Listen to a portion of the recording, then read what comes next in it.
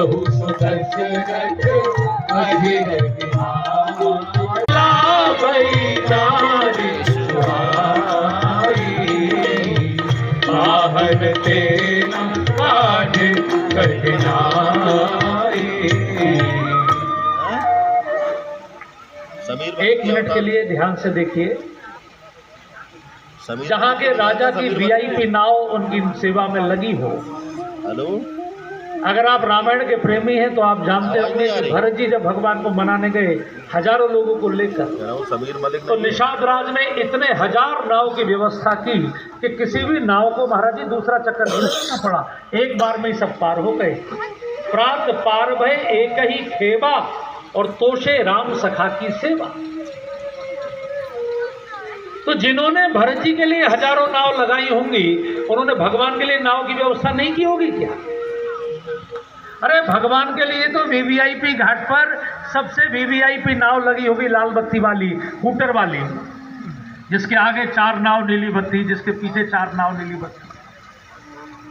लेकिन भगवान को आदत है कि जिस पर कृपा करनी होती है उसके पास स्वयं पहुंच जाते हैं। समीर मलिक को जानता है? इसलिए वीआईपी घाट की ओर बढ़ते हुए भगवान बीच में ही रुक गए। केवट बैठा था अपनी नौका पर, वही रुक गए और कहा केवट भैया जरा अपनी नाव ले आओ। अच्छा, इतने गंभीर है, उनके कोई टोक भी नहीं सकता। और केवट ने मना कर दिया। एकदम मना करते ही लक्ष्मण जी को भगवान ने कहा शांत, लक्ष्मण शांत।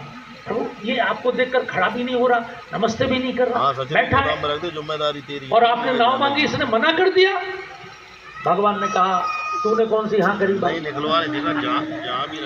भगवान ने कहा जिस दिन हम घर से निकले हमको पता लग गया था कि अब हमारी बात कोई मानेगा नहीं, क्योंकि हमने अपनी पत्नी को कहा मत चल तो वो नहीं मानी, हमने भाई को कहा कि ना चल तो वो नहीं माना, हमने अयोध्या वालों को कहा कि मत चलो साथ में, वो नहीं माने।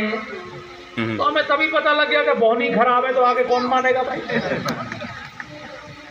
इसलिए अगर केवट नहीं मान रहा तो इसका दोष नहीं है।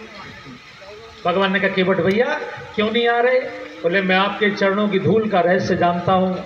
पत्थर को छू दिया था तो अहिल्या बन के उड़ गई। मेरी नाव तो लकड़ी की है, लकड़ी भी पानी में भीग भीग कर कोमल हो गई है।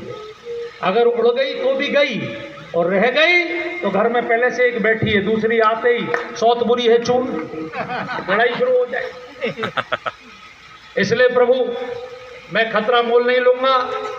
अगर मेरी नाव से पार होना हो, जो प्रभु पार अवसिका चहु तो मोहि पद पद